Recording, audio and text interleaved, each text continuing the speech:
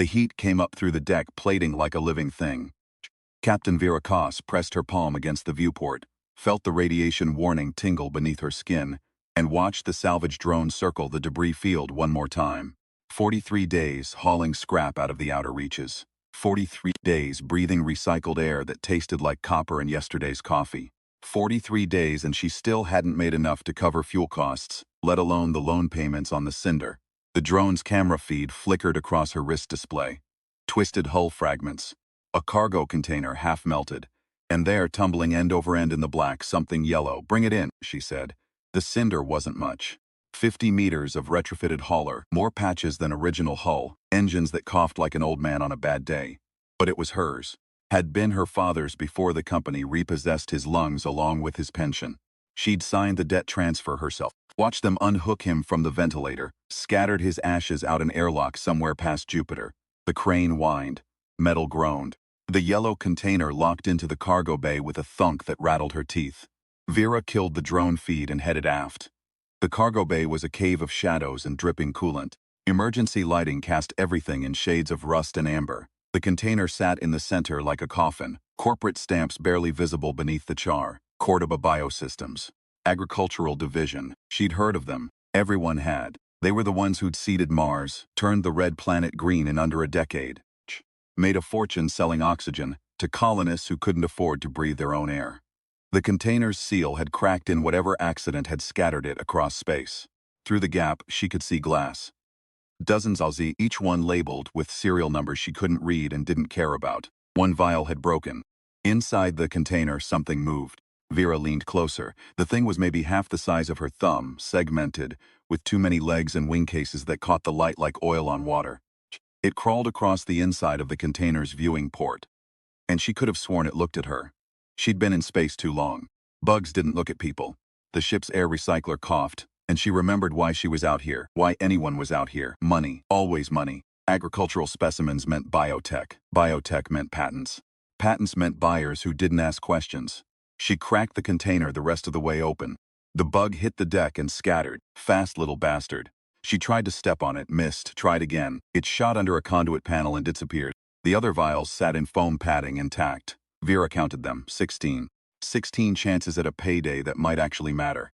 She grabbed one, held it up to the light. The specimen inside was dead or dormant or something in between. Hard to tell with alien biotech. Half of what Cordoba grew didn't follow Earth rules anymore. The vial was warm. Vera set it down fast. Warm meant active. Active meant containment protocols she didn't have, and biohazard certifications she'd never bothered to fake. She should dump it. Dump all of it. Blast the cargo bay, file a hazmat report with the Belt Authority and forget she'd ever seen the damn thing. But 43 days. And the Cinder needed new seals on the reactor, and her brother needed medication that cost more than she made in a year, and the company that killed her father was still breathing just fine. Vera grabbed a cargo net and started loading vials. The living one came back 3 hours later. She was in the cockpit, running numbers that didn't add up when she heard the scratching. Soft at first, then louder. Then right behind her head she spun around, nothing. The scratching moved, down the wall, across the ceiling. It was inside the ventilation. Vera grabbed the fire extinguisher, the closest thing to a weapon in reach, and followed the sound to the life support junction. The panel was warm. She could smell something sweet and rotten, like fruit left too long in the sun. The panel fell away when she touched it. Inside, the ductwork had changed. What should have been clean titanium alloy was covered in something else. Something that grew. It looked like roots, if roots were black and pulsing and wrapped around every surface that they could reach. They'd grown through the air filters, into the oxygen scrubbers, deep into the ship's circulatory system. And at the center, fat and gleaming, the bug. It had grown. Christ, it had grown. The size of her fist now, with wings that hummed at a frequency she felt in her bones. The roots connected to it, feeding it, or feeding from it. She couldn't tell which. Vera hit it with the extinguisher, foam everywhere. The bug screamed, a sound no insect should make, high and sharp and furious. It launched itself at her face. She swung again, connected, and it splattered against the bulkhead. But the roots kept growing. She ran for the cargo bay. If the other vials had hatched, if they were all growing, spreading through the ship like a cancer. The cargo bay was worse. The container had been torn open from the inside. Foam padding scattered across the deck. Every vial broken, and the roots, God, the roots everywhere. They'd punched through the deck plating, wound around support struts, climbed the walls in tangled masses that pulsed with bioluminescent light. In the center of it all, something that might have been a chrysalis. Man-sized, growing. Vera backed toward the door. Her hand found the emergency panel. Two options. Vent the bay or flood it with fire suppression foam. Neither would stop what was happening, but maybe it'd slow it down long enough for her to. The chrysalis cracked. What emerged wasn't a bug. It stood 7 feet tall on legs that bent wrong. Its skin was segmented chitin black and green, with wings folded against its back like knives. It had too many eyes and mandibles that clicked when it breathed. It looked at her. Vera slapped the vent button and ran. The bay doors blew open. Atmosphere screamed out into space, dragging everything not bolted down toward the black. The creature grabbed a support strut with limbs that sprouted hooks and barbs, held itself in place against the hurricane. The roots held too. Vera slammed the inner door and dogged it shut. Through the porthole, she watched the thing pull itself back from the void, slow and deliberate, and begin tearing through the cargo bay wall toward the rest of the ship. She had maybe 10 minutes before it breached into the living quarters. The Cinder didn't have weapons, didn't have escape pods, didn't have anything except a reactor that was already half dead and a cargo hold full of alien plague, but it had fuel, and fuel burned. Vera scrambled to the cockpit, pulled up the ship's schematics. The cargo bay shared a bulkhead with the number 3 fuel tank. If she could overload the feed line, build up enough pressure. The creature punched through the wall.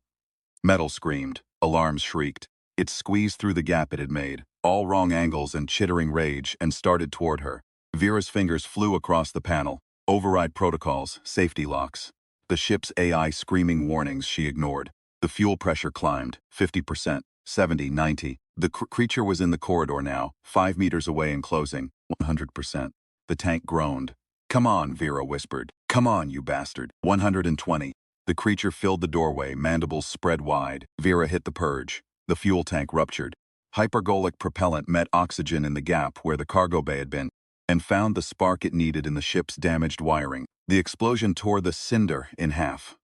Vera's emergency suit auto-sealed around her. The cockpit section tumbled away from the blast, spinning end over end, alarms dying as power failed and emergency batteries kicked in.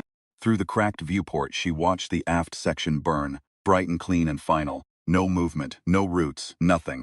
She floated in the dark and laughed until she cried. The distress beacon lasted 6 hours before the battery died. Vera spent that time rationing air and thinking about her father. He'd taught her everything about salvage work. How to read a debris field. How to know what was worth the risk and what would kill you. How to make hard calls when the numbers didn't add up. He'd never taught her how to survive. But then, neither had anyone else. The rescue ship found her 14 hours later. Alliance Navy running patrols out of Circe Station. They picked up her beacon's last gasp and followed it in. The medic who pulled her out of the wreckage asked what happened. Vera said collision. Fuel leak, bad luck, they didn't push. Out here everyone had bad luck stories. The Navy captain was less friendly. Commander Chen, according to her name tag, with the hard eyes of someone who'd seen too much and believed too little. Your ship's registered for light salvage, Chen said, scrolling through a tablet. But our scans show biotech residue in the debris. Cordoba Biosystems markers. Vera said nothing. That's a Class 3 quarantine violation, Chen continued. Trafficking in unauthorized xenobiology. You're looking at 20 years terraforming duty if we file charges. You going to file? Chen looked at her, really looked, at the burns on her hands. The way Vera's emergency suit had patched itself 3 times and was holding together out of spite. The Cinder's registration showing debt levels that would have broken most people years ago. Cordoba's been scattering test specimens out here for months, Chen said quietly. Calling them agricultural accidents, we keep finding them, keep cleaning up their messes. And the company keeps paying enough bribes that nobody official gives a damn. She closed the tablet. You blow up your own ship to stop a containment breach. Vera met her eyes. Yes, good. Chen stood. We're hauling you back to Ceres. You'll need to file an insurance claim, talk to the salvage board, all the usual bureaucracy. But as far as my report goes, you saved this sector from another Cordoba shitstorm. That counts for something. Counts for what? Chen smiled. It wasn't a kind expression. Counts for me not asking what you were doing with that container in the first place. And maybe counts for a tip. She tapped her tablet. A file transferred to Vera's wrist display. Cordoba's got a research station 3 Anayuk spinward. They've been having pest control issues for the last week. Word is, they're willing to pay good money for a freelancer with biotech experience to come take a look. I don't have biotech experience. You've got survival experience. Out here, that's better. Chen headed for the door, paused. Your father was Marcus Koss, right? Hauler out of the Belt Coalition, back before the company buyouts. You knew him? Knew of him. He was one of the good ones. Wouldn't cut corners, wouldn't compromise. The companies hated him for it. Vera felt something hot and sharp behind her sternum. Yeah, I know. You're like him, Chen said. That's going to make your life harder. It already has. Good, the easy life's for people who can afford it. The door sealed behind her. Vera pulled up the file. Cordoba Research Station Gamma, security contract. Hazard pay, the numbers were good, better than good. The kind of money that could clear her debts and then some.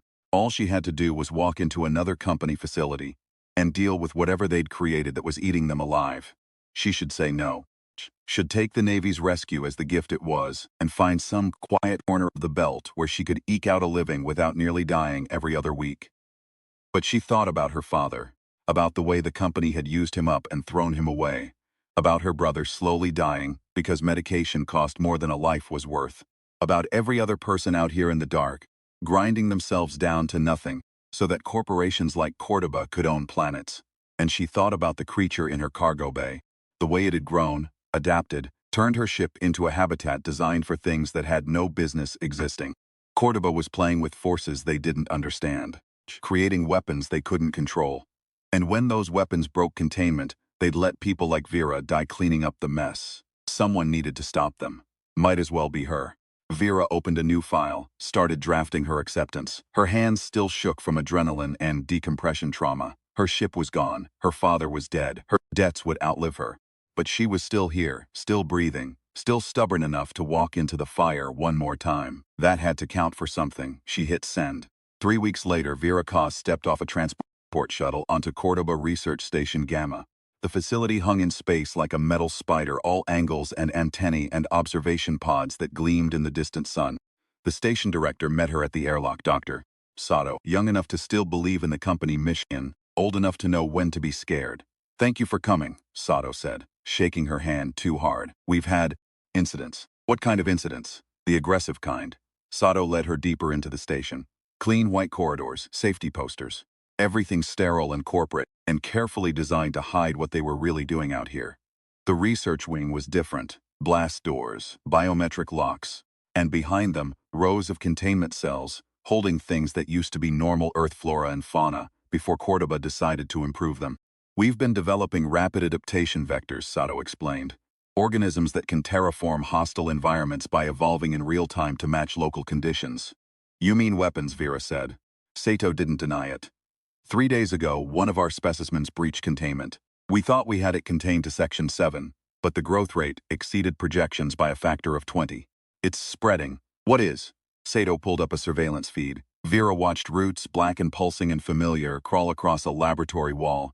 In the corner, something that might have been a technician lay wrapped in a cocoon of organic matter, still moving. We call it the adaptation cascade, Sato said quietly. It takes existing biological matter and incorporates it into a hive structure. The more it consumes, the faster it grows and the smarter it becomes. Vera felt cold. Smart? We don't know. But it's using the station's life support systems. Routing air and power to the sections it controls. It's learning. Why haven't you evacuated? Corporate won't authorize it. They say the research is too valuable. Sato's voice cracked. We've got 47 people trapped in the quarantine zone. If we don't stop this thing in the next 12 hours, it'll reach the reactor, and if it gets the reactor, it'll have enough power to spread to the whole station. Yes.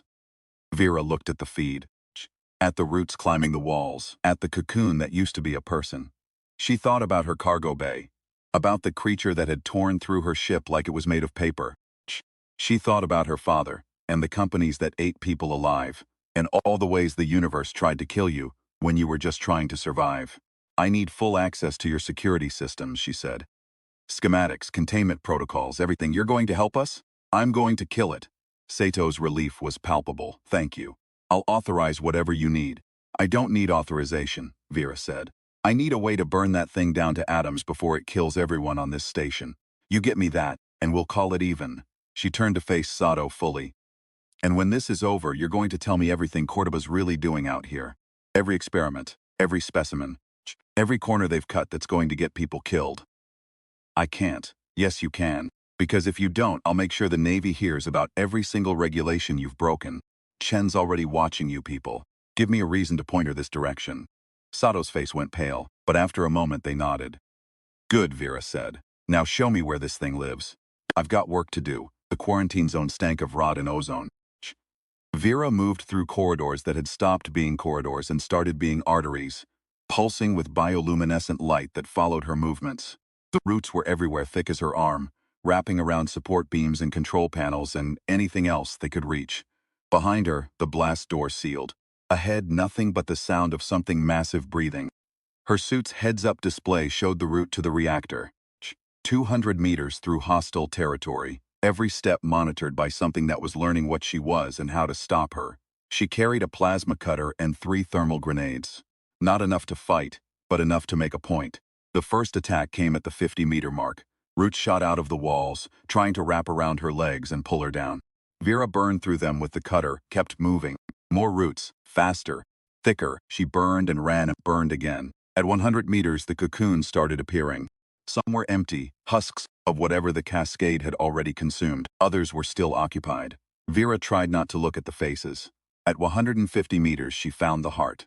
It had grown inside the main lab, using the equipment and specimens as raw material for something that didn't have a name in any Earth language. Massive and pulsing and covered in those same iridescent wing cases she'd seen in her cargo bay, and at its center, almost lost in the organic mass, a human figure. Sato's missing head researcher, Dr. Kita. Still alive, if you could call it that, eyes open and aware and screaming silently through a mouth that had been sealed shut by chitin. The cascade had made her part of itself, was using her knowledge, her memories, everything that made her human, repurposed as processing power for an organism that existed only to spread and consume and grow. Vera felt something break inside her chest, not fear, not anymore, just rage. She dropped the grenades into the organic mass, set the plasma cutter to maximum burn, and ran. The blast caught her at the blast door, threw her against the wall hard enough to crack her visor. Alarms screamed, the station shuddered, and behind the door she heard the cascade shriek as fire consumed everything it had built. When the flames died, nothing moved. Vera lay on the deck and coughed blood into her helmet. Her ribs were broken, maybe her spine. Hard to tell through the adrenaline and whatever the suit was pumping into her system to keep her conscious. Footstep, Sato's voice, medics. She let them pull her out, let them cut away the damaged suit, let them load her onto a gurney. Through the haze of shock and painkillers, she saw Sato standing over her. Is it dead? Vera asked. Yes, you killed it. Good, we owe you owe me the truth. Vera grabbed Sato's wrist. Everything, or I tell Chen. Sato looked at her for a long moment, then nodded. Okay, everything. 6 months later, Vera stood in front of a Belt Authority tribunal and told them what Cordoba had really been doing. The unauthorized specimens. The containment breaches they'd covered up. The people who died because profit mattered more than safety. Sato testified beside her. So did Chen, carrying evidence from a dozen cleanup operations the company had tried to bury. Cordoba's lawyers fought hard. But the footage from Station Gamma spoke louder than any defense, Dr. Kita's face, sealed in chitin, eyes aware and pleading. The cocoons, full-fledged technicians who'd just been trying to do their jobs. The roots spreading through the station like a cancer. The tribunal shut down Cordoba's outer reach operations. Fined them enough to actually hurt. Mandated oversight that might actually mean something. It wasn't justice. Not really. The executives would keep their bonuses. The shareholders would weather the storm. And somewhere else in the system, another company was probably running the same experiments under a different name. But it was something. After the verdict, Chen found Vera in the station bar, nursing a drink she couldn't really afford. Not bad, Chen said, sitting down. For a salvage operator with no legal training, I had good material to work with. You had guts, Chen ordered a drink. And stubbornness. Your father would be proud. Vera thought about that. About all the things her father had tried to teach her before the company killed him. About survival and compromise and the hard math of staying alive when the universe wanted you dead. He taught me not to cut corners, she said. Guess I'm still learning that lesson. It's a good lesson. They drank in silence for a while. What now? Chen asked. Vera pulled up her datapad. New contracts, new opportunities. The belt was big and there was always work for someone willing to do the jobs nobody else wanted. Same thing I've always done, she said. Survive. And maybe make it a little harder for bastards like Cordoba to kill people. That's a good plan. It's the only plan I've got. Chen stood, dropped a credit chip on the bar. Navy's always looking for contractors. People who know how to handle biotech incidents, and how to actually give a damn about casualties. I'm not military. Neither was your father. didn't stop him from being one of the best. Chen headed for the door. Think about it. Vera watched her go. Thought about salvage work and corporate contracts and all the ways people died alone in the dark. Thought about her brother, doing better now that she could afford his medication. Thought about Dr. Trapped in her own body while the cascade used her up. Thought about the creature in her cargo bay and how close it had come to spreading beyond her ship. Someone needed to stop these things before they got out of control. Might as well be her. Vera finished her drink, pocketed Chen's credit chip, and headed back to her new ship. Smaller than the Cinder but paid for. Clean. Hers. The stars waited, cold and infinite and full of terrible things that nobody wanted to think about. But Vera thought about them, and she was ready. The universe tried to kill you. That was just physics. But humans were stubborn, and sometimes that was enough.